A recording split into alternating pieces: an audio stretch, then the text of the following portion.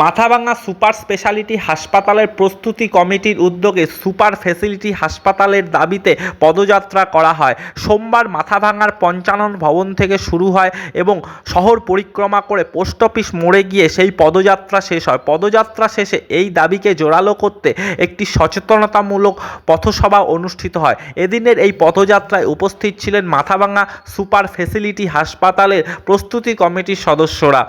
এই মহকুমার হাসপাতালটি স্পেশালিটি হাসপাতাল হলেও বিভিন্ন ফ্যাসিলিটির দিক থেকে অনেকাংশেই পিছিয়ে রয়েছে, তাই অবিলম্বে বিভিন্ন পরিষেবাকে আরও ত্বরান্বিত করতে এদিনের এই কর্মসূচি। সামগ্রিকভাবে এই হাসপাতালটি ফ্যাসিলিটির দিক থেকে উন্নত হলে রোগী এবং তার পরিজনেরা হাঁপ ছেড়ে বাঁচবে বলেই আশাবাদী তারা।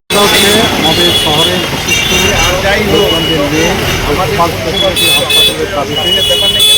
আমাদের একটি পথসভা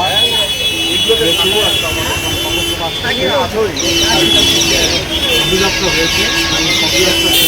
ভালো লাগে আমাদের দাবি হচ্ছে মাথাভাঙা শহরে কেমন আমি জানি না তৈরি করতে হবে, কারণ আমরা এই কারণেই দাবি করছি যে এখন পর্যন্ত আমাদের কাছে যা খবর গোটা রাজ্যে বেশিরভাগ জেলায় সুপার স্পেশালিটি হাসপাতাল হয়েছে, কোনো জেলায় একাধিক হাসপাতালও হয়েছে, কিন্তু আমাদের এই কুচবিহার জেলায় এখন পর্যন্ত এই সুপার স্পেশালিটি হাসপাতাল হয়নি। কুচবিহার জেলায় যেহেতু একটা মেডিকেল কলেজ আছে এবং সেই মেডিকেল কলেজের সুবিধা সুবিধাটা এবং সুনামগঞ্জের মানুষ যত সহজে পাচ্ছ,